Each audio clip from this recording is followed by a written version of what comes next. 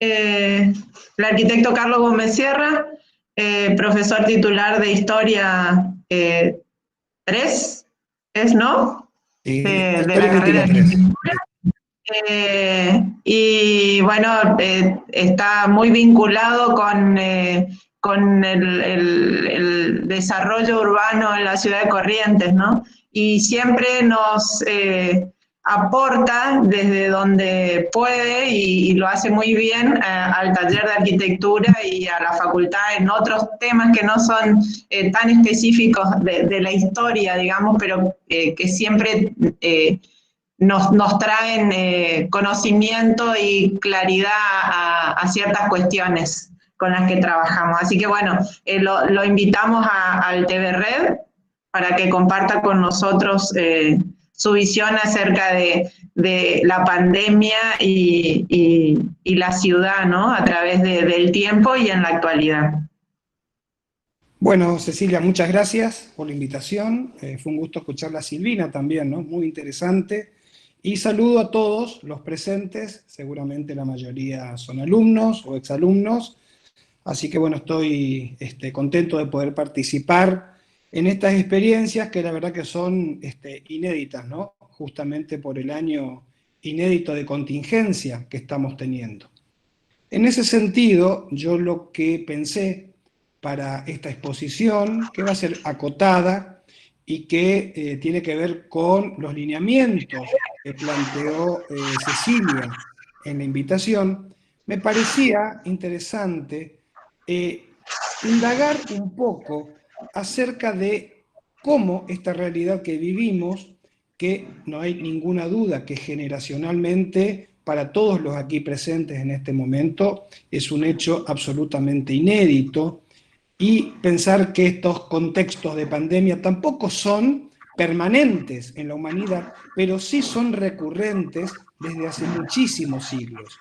Pensar pandemias o pensar epidemias no es algo que ocurrió solamente en el 2020, sino que viene prácticamente desde los orígenes mismos de la humanidad. Pero, obviamente, como tiene que ver, me pareció importante hacer una relación con ciertos principios que están presentes en la arquitectura moderna, entendiendo arquitectura moderna como ese momento fundacional importante que tiene lugar a principios del siglo XX, sobre todo gran parte del siglo XX, y que nos puede ayudar a entender la situación actual en la que estamos inmersos. En ese sentido, es interesante en un artículo que leí hace muy poco en el sitio de internet de la BBC inglesa, pero en castellano, que la periodista Dalia Ventura expresa ese concepto, esa frase que ustedes están viendo en este momento, que dice que oleadas de pandemia que mataban altos porcentajes de las poblaciones, conjugadas con teorías científicas, sean acertadas o erradas, han moldeado nuestro mundo construido y cambiaron fundamentalmente nuestra realidad. Esto viene desde el origen prácticamente de nuestro estar en el mundo como especie humana. Y en ese sentido vamos a ver cómo hay ciertos parámetros, ciertas mutaciones, ciertas evoluciones en este tema que nos aproximan hasta nuestros días. Es interesante, voy a empezar por el final en este sentido. El año pasado, en el año 2019, Beatriz Colomina, que es una muy importante teórica y crítica de la arquitectura madrileña, editó ese libro que ustedes pueden ver ahí, que se llama X-Ray Architecture, en donde lo que plantea Beatriz Colomina, y ustedes pueden leerlo ahí, es que realmente pareciera una hipótesis como descabellada, pero vamos a ver el enorme grado de efecto que tiene esta hipótesis cuando dice y plantea que la historia de la arquitectura es la historia de las enfermedades infecciosas y que no se pueden separar una de otra. Queriendo decir que las transformaciones en nuestro hábitat, sea el hábitat doméstico o el hábitat más extendido, que son nuestras ciudades, han seguido como respuestas y como relación precisamente a el desarrollo y el conocimiento de la manera de transmisión de las enfermedades infecciosas en la historia. Y a propósito de ello, justamente el libro se llama X-Ray, Arquitectura de Rayos X, ¿sí? Y esa imagen que vemos a la derecha, ¿no?, habla de principios de siglo, cuando aparecen los rayos X, que fue un hecho inédito y realmente revolucionario en la medicina, pero que tuvo un enorme impacto, ya lo vamos a ver, en la manera de pensar y producir nuestros contextos de vida. Sí, la otra, por favor. En ese sentido, y a propósito del libro de Beatriz Colomina, el arquitecto catalán Miquel Adrià opina y dice que los edificios modernos, entendiendo por ello la arquitectura moderna, sobre todo de la década del 20, empezaron, sostiene, a parecerse a las imágenes médicas. Ustedes pueden ver a la izquierda justamente esas imágenes de rayos X. O sea, la arquitectura comienza a plantearse con muros transparentes de vidrio que comienzan a revelar los secretos internos de la estructura, del hábitat. Pareciera que estas dos imágenes son incongruentes entre sí, pero sostienen esa hipótesis. A la izquierda, los rayos X que permiten ver el interior de nuestro cuerpo, que permiten ver nuestra estructura interna, y a la derecha vemos la configuración espacial que toma este espacio pensado por Marcel Breuer en 1927 a propósito de la famosa el barrio de Weissenhof en Stuttgart, la primera gran exposición de arquitectura moderna, en donde podemos observar dos cuestiones. Primero, la liberación del muro, en donde se transparenta justamente a partir de la aparición del vidrio, que permite justamente eso, ¿no? Entre ese adentro y ese afuera, una virtualidad en las relaciones, y que permiten vislumbrar, incluso desde el afuera, la estructura interna del hábitat, similar a los rayos X. Pero por otro lado, si prestamos atención al mobiliario diseñado por Marcel Breuer, nos damos cuenta que si pensamos hacia atrás, siglos XIX o anteriores, cómo se pensaban, se confeccionaban y se construían los muebles, vemos una reducción importante no en las superficies de apoyo para brindar comodidad, pero sí en los materiales de construcción. ¿Sí? Aparece el acero cromado, aparece el cuero, aparece la madera pulida, todas superficies que tienden a no absorber o no posibilitar la absorción de polvo o cualquier otra sustancia. En definitiva, no solamente, como solemos ver nosotros, muebles que responden a un concepto de interfase con las vanguardias de principio de siglo, sino que tienen en su manera de ser pensados y concebidos también una dimensión higiénica, una dimensión en donde la limpieza y la visualización clara de si una superficie está sucia o está limpia es francamente clara. Y esto tiene que ver precisamente con lo que sostiene Colomina de el avance, sobre todo en el siglo XIX, del reconocimiento científico de la manera en que se producen, se transmiten enfermedades y que tienden a generar pandemias o epidemias. Al reconocerse eso, por lo tanto, hay una profunda transformación en nuestros hábitos de vida. Sí, la otra. Dos imágenes que vemos acá. La de la izquierda es una imagen un tanto ominosa, corresponde a cuál era la vestimenta que llevaban los médicos en la Edad Media cuando se enfrentaban a contextos de epidemia o de pandemia. ¿Sí? Casi pareciera que es un anticipo de la muerte que podía aproximarse a los enfermos. Pero ese pico que nosotros estamos observando ahí, un pico metálico que anteriormente incluso se hacía en cuero, tenía la función de poder ser rellenado con lo que hoy denominamos un popurrí de flores, de sustancias. ¿Por qué? Porque se creía, se sostenía desde la Edad Media, que la transmisión de enfermedades, al desconocerse, por supuesto, sus orígenes virósicos o bacterianos, se debía a lo que ellos denominaban el miasma. ¿Qué era el miasma? Era el propio aire que que entendían que estaba viciado y que había que escapar de ese aire viciado. Y suponían, por supuesto, como decíamos ya al principio, ¿no?, con teorías científicas acertadas o erradas, cómo anteponerse a esas enfermedades, a esas pandemias. Entonces se creía que perfumando el aire, esas miasmas o esos aires enrarecidos, era a partir de eso la posibilidad de no contagiarse. O como vemos a la derecha, esto vamos a encontrar infinidad de publicidades, de afiches, que desde el siglo XIX en adelante comienzan a aparecer en muchas ciudades del mundo. En este caso, uno entre tantos, en la anterior estaba bien Cecilia, que era ese afiche en la ciudad de Marsella, en donde se pedía a la población perseguir y destruir a las ratas. Sabemos, o se sabe desde entonces, que las ratas son un importante vector en la transmisión de enfermedades, pero hasta entonces era absolutamente común la convivencia en los espacios domésticos con las ratas, ya que aparentemente el único problema que traían aparejado, ¿cuál era? El consumir los alimentos que también hacían los humanos. Sin embargo, cuando se descubre que las ratas eran portadores de enfermedades, es que se comienza en todo el mundo una verdadera obsesión, una cacería justamente a las ratas.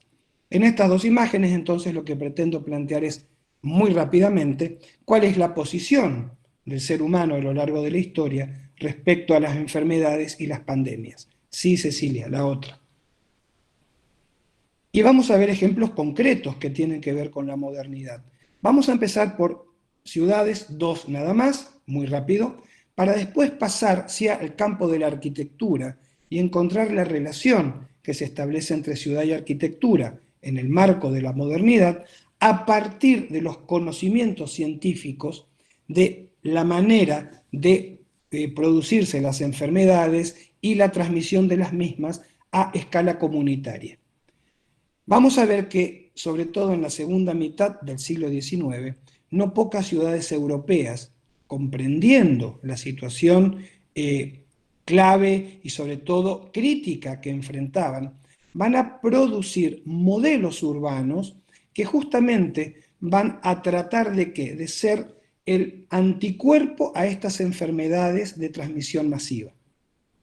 Barcelona, con el Plan Cerdà de 1851, es un muy claro ejemplo.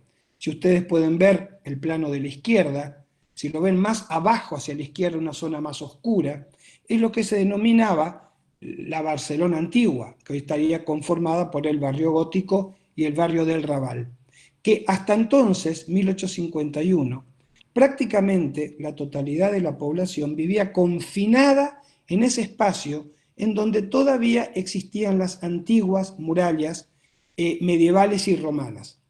Esto producía no pocas enfermedades, hubieron muchos conatos de pandemias y epidemias, hasta que deciden en ese momento, mediante este concurso, llamado Desde Madrid, se tumban las murallas y la ciudad se expande a partir de lo que se denomina el ensanche, que es lo que ustedes pueden ver en la imagen de la derecha.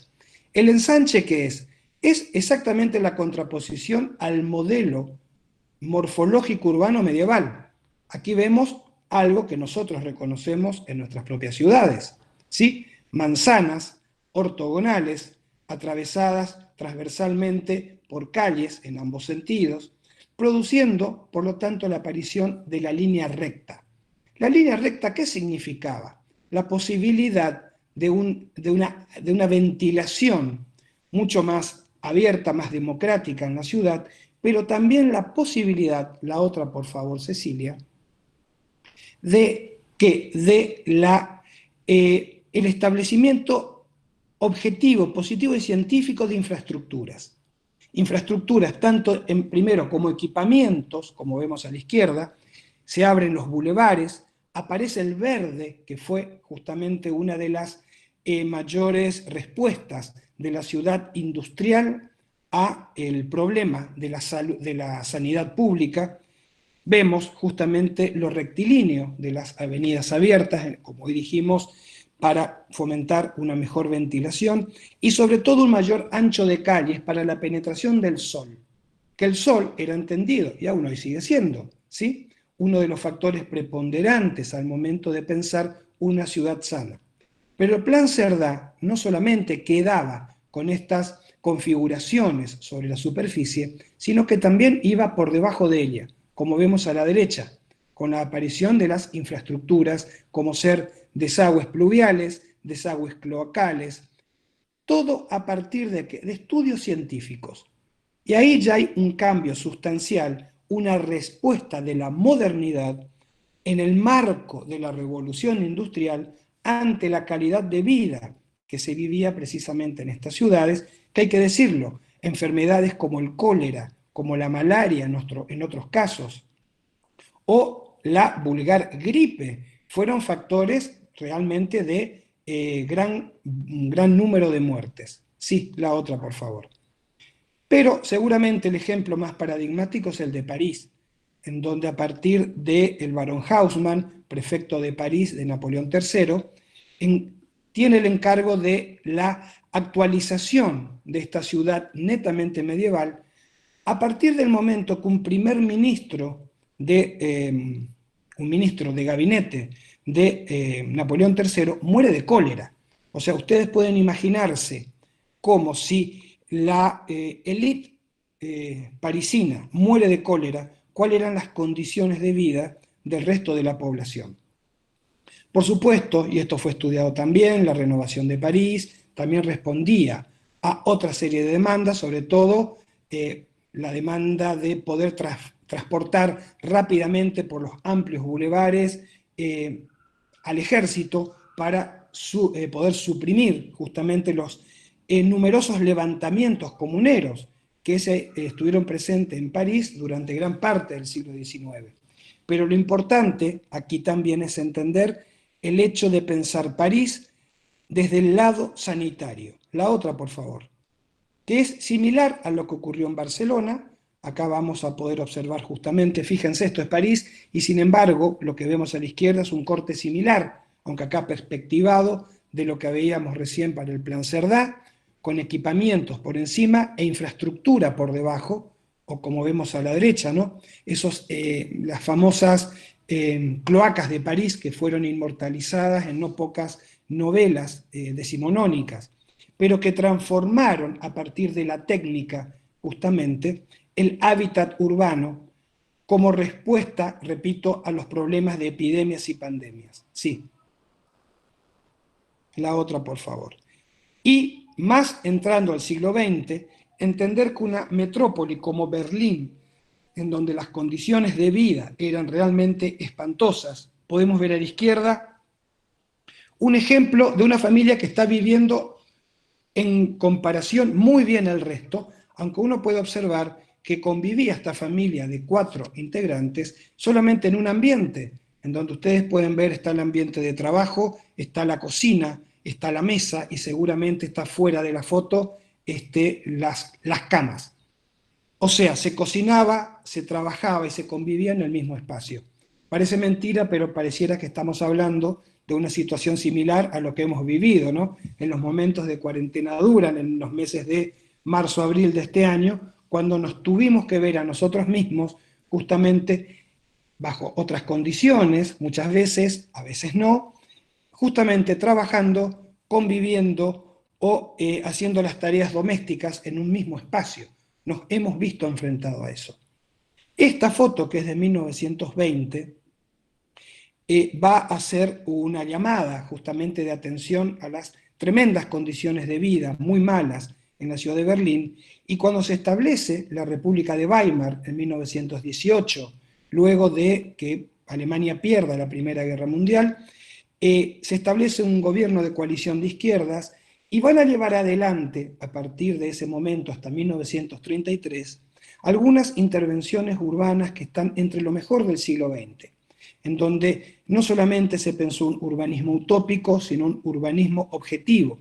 Claro ejemplo, lo que vemos a la derecha, el famoso barrio de la Herradura, o la Siedlungenblitz en alemán, que es un barrio en las afueras de Berlín que fue pensado, proyectado por el arquitecto Bruno Taut junto con el ingeniero Martin Wagner, en donde se establece un nuevo código urbanístico en donde lo que se prioriza, ¿qué es? Los aspectos sanitarios, las distancias entre las unidades habitacionales y la convivencia con el verde. Este es un ejemplo de varios, pero es importante entender y comprender, por lo tanto, que entrado el siglo XX hay una concatenación, un aprendizaje de las experiencias de este pasado que estamos viendo y que tiende precisamente a ir mejorando paulatinamente las condiciones de vida sanitarias y ambientales en estas grandes ciudades europeas. Sí, esto va a tener también ya estamos hablando ya de arquitectura moderna, claro está, en lo que van a ser los CIAM, los Congresos Internacionales de Arquitectura Moderna, en donde van a ver algunas de las propuestas más radicales, que fueron sumamente criticadas a lo largo del siglo XX, y algunas de esas críticas son fundamentadas, claro están, pero si lo vemos bajo la óptica, bajo el cristal de ciudades enfermas, de ciudades que permanentemente tenían epidemias, pandemias, muertes por enfermedades que hoy ya son básicamente desterradas, se entiende el porqué también a veces de tratar de dar respuestas tan radicales. La imagen que vemos a la derecha es la mano de Le Corbusier, que está explicando su plan Voisin de 1925 para París, que significaba, si esto se llevaba adelante, la destrucción, ¿sí?, de una importante zona del área histórica de París. Cuando Le Corbusier piensa el plan Voisin para París, habla de desterrar, y lo dice en estos términos, la tuberculosa ciudad de París. La tuberculosis hacía estragos en París por entonces, a principios del siglo XX, como vemos en la imagen de la izquierda, ¿sí? Un grabado de la época de los miles y miles de muertos por tuberculosis que había en esa ciudad. Entonces, si lo vemos desde esa óptica, ¿qué buscaba Le Corbusier con el plan Voisin? Poder abrir la ciudad al aire, al sol y al verde. Hoy podemos ver como una propuesta extrema, ¿sí?, porque era borrar de un plumazo gran parte de la ciudad histórica. Pero tenemos que ponernos en la cabeza de estos arquitectos que hacia 1920 estaban comenzando a generar las primeras respuestas a la ciudad postindustrial, a la ciudad que ya en donde digamos, la industria estaba establecida plenamente, pero las consecuencias seguían. Entonces, ¿qué buscaba Le Corbusier? Abrir la ciudad al aire, al sol y al verde. Cuestiones que, fíjense ustedes, vuelven a ser importantes y una demanda hoy en día en el marco de esta pandemia por COVID. Sí. Esta es la Ville radieuse, que es el ejemplo urbano genérico que plantea Le Corbusier, justamente como el antídoto urbano a las condiciones sanitarias de las ciudades industriales o postindustriales de principios del siglo XX. Y fíjense en este grabado, ¿qué buscaba Le Corbusier? Algo que hoy se persigue: distanciamiento social, separación entre bloques de edificios, también, por supuesto, una demasiado rígida funcionalización y aumento de la densidad. ¿Para qué? Para poder ir hacia arriba y liberar la superficie, dando lugar a extensas áreas verdes. Yo digo en este punto que no hay que fijarse en estas propuestas como los ejemplos a seguir hoy en día. Ustedes recién escuchaban a Silvina, cuando justamente hacía una aproximación conceptual a lo que es la ciudad compacta y la ciudad difusa. Eso está claro, pero sí uno puede rescatar de estas propuestas la intención de devolver a los habitantes de una ciudad condiciones de salubridades, y esto es importante, iguales para todos, más allá de las condiciones sociales o de las condiciones económicas. Una ciudad abierta al sol, al verde y al aire. Sí, la próxima. ¿Qué es lo que tenemos acá? Acá tenemos dos dibujos de Le Corbusier que acompañan precisamente esta teoría. Le soleil, l'espace, la verdure. Sol, espacio y verde. A la derecha, otro de los proyectos utópicos, ¿no?, de Le Corbusier, pero fíjense que está, además de lo que vemos de la separación de funciones, las separaciones de vías, el amplio prado verde, el aumento de la densidad en monoblocks, ¿qué tenemos por encima? La naturaleza, y en donde el ritmo de vida está marcado por el sol, las orientaciones. O sea, son los principios ambientales que comienzan también a regir los modelos que son desarrollados por estos arquitectos. Acá Le Corbusier aparece como un ejemplo paradigmático, si bien no es el único. En este sentido, sobre todo la imagen de la izquierda, ¿no?, el sol, el espacio y el verde, es necesario que lo consideremos porque es prácticamente con lo que vamos a cerrar en un ratito esta exposición de hoy. Sí, la otra, Cecilia. Y en el marco de la arquitectura, precisamente cambiando de escala urbana a la escala humana del hábitat doméstico, vemos que estos principios higiénicos y sanitarios también están presentes. Lo que ustedes ven acá es la casa experimental que construye la Bauhaus en Weimar en 1923, con un doble objetivo. Primero, plantear cuál sería la casa moderna, si bien entonces era entendida prácticamente como la casa del futuro. Pero por otro lado, sobre todo vemos en la imagen de la derecha, dotar a la vivienda de algunos de los diseños textiles, en este caso, o de iluminación, como vemos también, producidos por la propia Bauhaus, para poder ser vendidos a la patente a fabricantes y así poder financiar la educación en la escuela. Pero más allá de eso, miremos lo que tanto podemos observar como superficie externa de la vivienda o las superficies internas de los paramentos de la vivienda. ¿Qué observamos? Una radical disminución de los objetos presentes, una abstracción que, si bien ancla sus principios en la interfase que se establecen con las vanguardias de principios del siglo XX, tienen también el objetivo que hoy planteábamos, ¿no? Plantear superficies lisas, plantear superficies abstractas, liberar el espacio de la mayor cantidad posible de elementos superfluos. Recordemos, acá están los ecos presentes realmente de lo que decía Adolf Loos, ¿no?, aquello de ornamento y delito, o sea, despojar tanto a un nivel estético como práctico a los espacios de todo lo superficial, decorativos, muebles que eran verdaderos armatostes comienzan a desaparecer para limpiar el espacio, y nunca mejor dicho, limpiar el espacio, un espacio que sea factible de ser higienizado y que sea sano en todas sus dimensiones posibles. Sí. Pero, a mi criterio, la verdadera revolución en esta casa experimental se va a dar en la cocina y el baño. ¿Por qué? Fíjense ustedes que la cocina, esta es la cocina de la casa experimental que fue diseñada dentro de la Bauhaus, casi parece un laboratorio, ¿sí? Un laboratorio de investigación científica.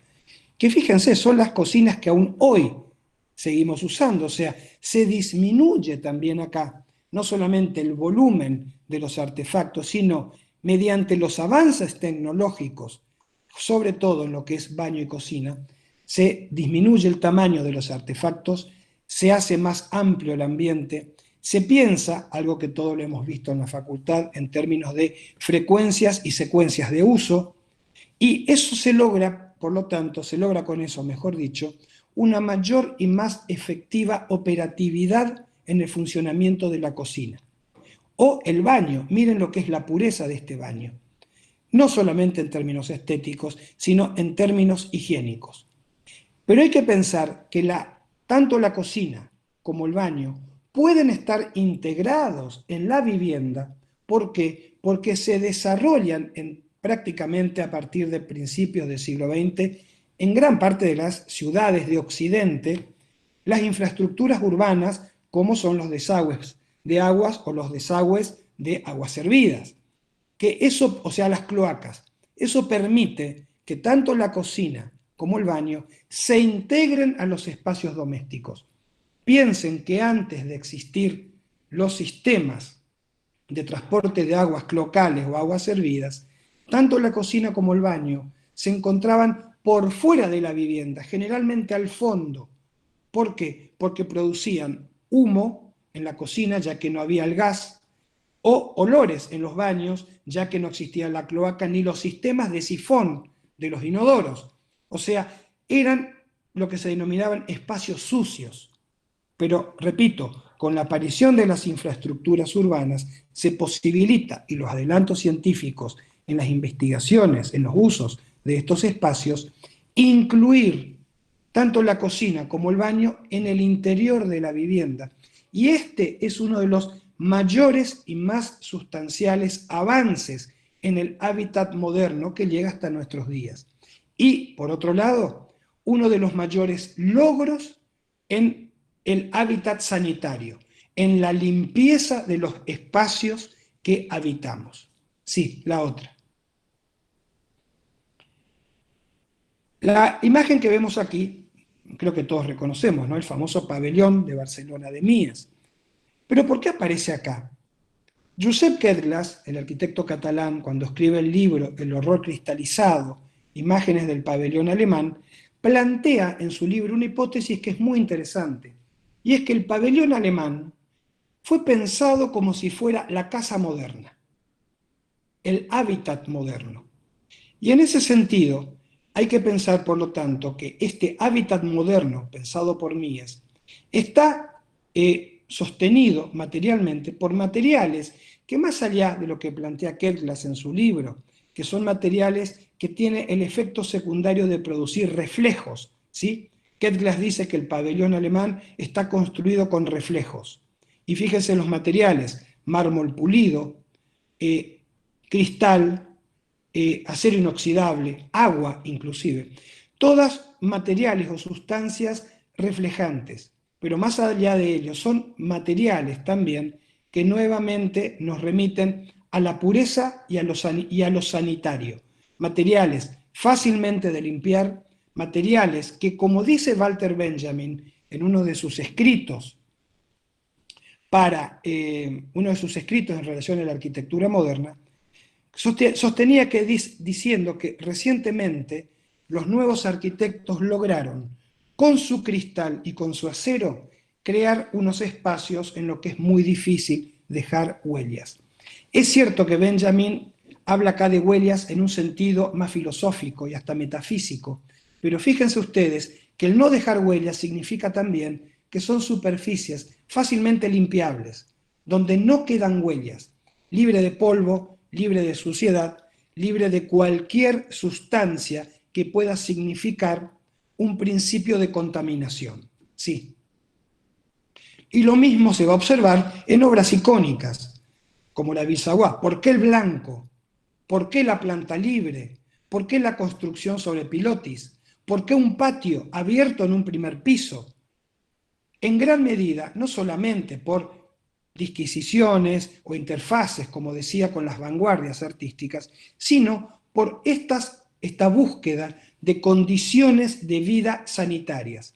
Al elevar la vivienda, se separaba de algo que hacia la década del 20 todavía se consideraba sucio, que era la superficie de las ciudades. Se sobreleva. ¿Por qué también la terraza jardín? Porque es una posibilidad de acceso al sol, factor fundamental para la salud. ¿Por qué el aventanamiento corrido? Porque permitía también una mejor ventilación en los ambientes. Sí, la otra. Y estos principios obviamente van a estar presentes en algo más específico, que no es solamente la vivienda, sino los hospitales de principios de siglo. Un ejemplo claro, bueno, el sanatorio de Paimio, de Alvaralto, que fíjense, era un sanatorio antituberculoso. La tuberculosis era un verdadero desastre en Europa hasta muy avanzado el siglo XX. En la imagen de la izquierda es mostrar esa relación entre arquitectura y naturaleza. ¿Sí? El verde como condición sanitaria para la arquitectura.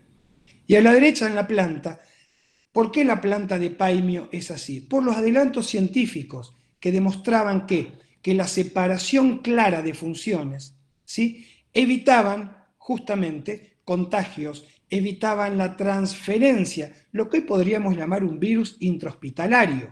O sea, eso es lo que se evitaba con esta configuración de planta.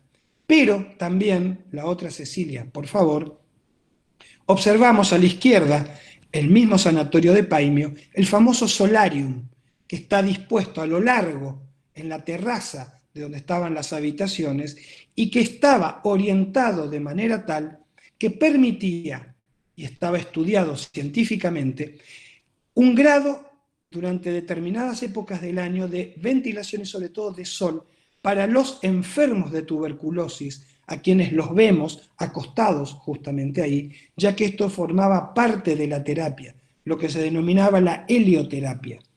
Y a la derecha el famoso sillón paimio, que acompaña este sanatorio, que más allá de, como lo vemos en clase, de que al estar construido en madera es un mal conductor del calor y por lo tanto se hace agradable en ambientes calefaccionados, pero fíjense también son superficies lisas y pulidas, aptas para ambientes como un hospital, ya que acá sería perfectamente posible, y por eso el color negro de la superficie donde uno se sienta, de observar si hay polvo o no.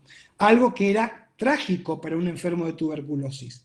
Fíjese entonces cómo el diseño de mobiliario, en ese sentido, también acompañó en la modernidad la búsqueda de espacios sanos. Sí, la otra. Y esto casi entre paréntesis, ¿no? Esa manera de pensar los hospitales, incluso en nuestro país, en nuestra región. Amancio Williams, a quien vemos ahí, y sus proyectos para 3 hospitales en la provincia de Corrientes, en Burucuyá, Curuzucuatiá y Esquina. Ahí vemos a la derecha una de las perspectivas, que siguiendo los principios del higienismo, de la arquitectura hospitalaria, de separación de funciones, a su vez tenemos ese famoso techo sombrilla que, por un lado, no solo nos remite a entender que Amancio Williams comprendía perfectamente lo que es el clima de la región, caluroso, un sol muy fuerte, creando esa especie de microclima con esas sombrillas, sino también generando esa especie de gran galería, ¿sí?, que permite una perfecta ventilación de todo el complejo. Sí.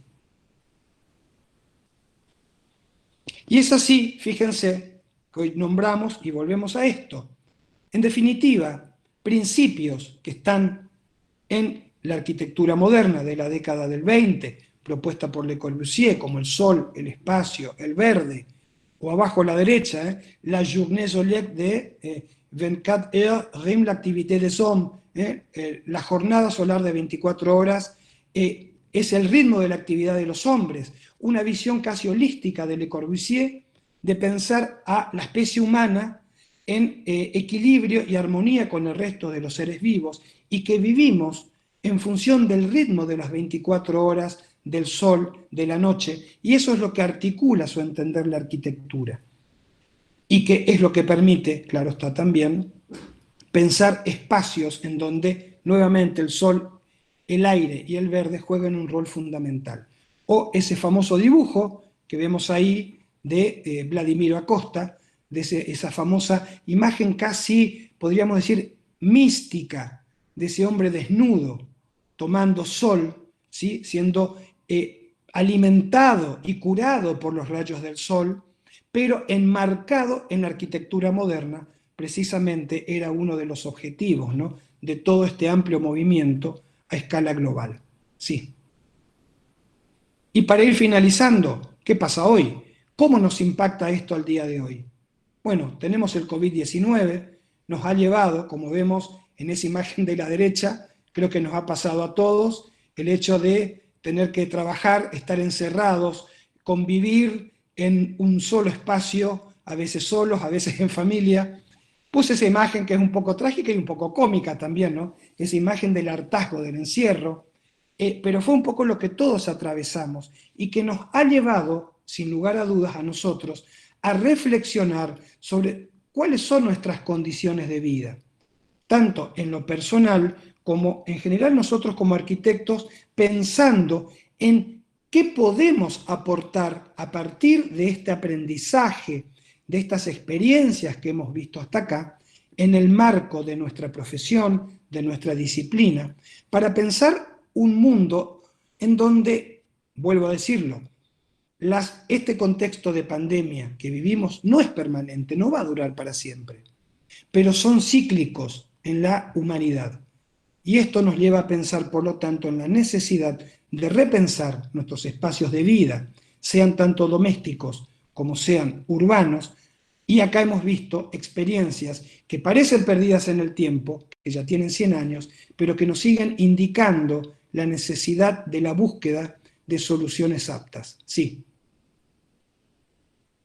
Y vemos cómo, precisamente hoy, esto lo voy a pasar muy rápido, seguramente ya lo habrán escuchado recién, hay búsquedas en escala global hoy en día, que si bien son anteriores a la pandemia, ahora toman fuerza y nos damos cuenta que estas propuestas son aptas para situaciones extremas como las que estamos viviendo. Por un lado, el modelo de las supermanzanas de Barcelona, no lo voy a explicar ahora, pero que permite justamente liberar a la ciudad de, por ejemplo, el coche y generar espacios aptos para la vida, al aire libre, podríamos decir incluso con distanciamiento social, pero sin perder la cualidad básica de la ciudad, que es el encuentro entre los ciudadanos. Sí. O lo que se está comenzando a desarrollar desde hace un tiempo también, la otra Cecilia, en la ciudad de París, lo que se llama la ciudad de los 15 minutos, que es considerar, como vemos a la izquierda, chez moi, mi casa, y 15 minutos alrededor poder contar con ambientes y espacios para el trabajo, para comer, para aprendizaje, para tener nuestras compras diarias, para el aseo, para el encuentro, para tomar un café, etc. Y esto también generando espacios urbanos que, fíjense, el antes y el después vemos a la derecha. Estamos hablando de París, el mismo París que Le Corbusier pretendía derrumbar en gran medida para levantar una ciudad más sana. Sin embargo, vemos que hoy en día no es necesario tumbar esa ciudad, sino dotarla de aquello que ya decía Le Corbusier, que era que, nuevamente, aire, sol y verde. Sí. Y por último, este fue un concurso internacional que se dio hace muy pocos meses y que fue ganado como primer premio a este proyecto que se llama Epidemic Babel, o sea, una Babel epidémica, que fue justamente un concurso utópico, para dar soluciones futuras a potenciales futuras pandemias. Y aquí los triunfadores fue un equipo chino conformado por Li, Shen, Xu y Yuan, que, como ustedes ven, hay cierto aire, ¿no?, a esas propuestas utópicas de los situacionistas franceses de la década del 60 o de los metabolistas japoneses, pero lo que busca, ¿qué es? El distanciamiento social a partir de estas cápsulas independientes en donde en todo el edificio, que es totalmente hueco, principios como el aire, el sol y el verde también estén presentes. Y en ese sentido, una declaración de un estudio actual danés, que son los Map Architects de Copenhague, que sostienen que hasta que se logre encontrar un remedio a la epidemia, la única cura que existe es la arquitectura. Me parece un poco extremo lo que plantean los colegas daneses, porque me recuerda un poco a lo que decía Le Corbusier también en la década del 20, cuando decía arquitectura o revolución. Me parece un poco extremo. Yo creo que por el momento, en nuestras condiciones propias de nuestras ciudades, de la región, distanciamiento social, usar barbijo, etcétera, etcétera, pero sí esto es un llamamiento, considero yo, muy importante. ¿Para qué? Para pensar y repensar nuestro hábitat doméstico. De pensar desde nuestra propia disciplina cómo podemos, sin llegar a estas propuestas utópicas, cómo podemos aportar desde nuestra disciplina mejoramiento del hábitat, tanto urbano como doméstico, y en donde podemos ver que propuestas y sobre todo ideas y principios que están presentes desde la década del 20 pueden ser considerados. Esto no significa, y quiero aclarar muy bien esto, que debemos copiar o volver a propuestas del pasado. Ese sería un error garrafal. Lo que yo digo, sí, volver a principios que ahora están muy claros. Todos demandamos aire, sol y verde. La próxima, Cecilia. Bueno, es todo lo que tenía para presentarles. Me parece que es una especie de introducción general para entendernos a nosotros como arquitectos desde una perspectiva histórica, ¿sí? Que proviene, en este caso, desde principios del siglo XX. Bueno, es todo lo que tengo para decirles en esta oportunidad. Muchas gracias. No sé si quieren hacer preguntas, algún comentario. Estoy abierto a ello. Por tu exposición, le damos un ratito a los chicos para que te hagan preguntas. Muchísimas gracias. ¿Cómo no? A ustedes.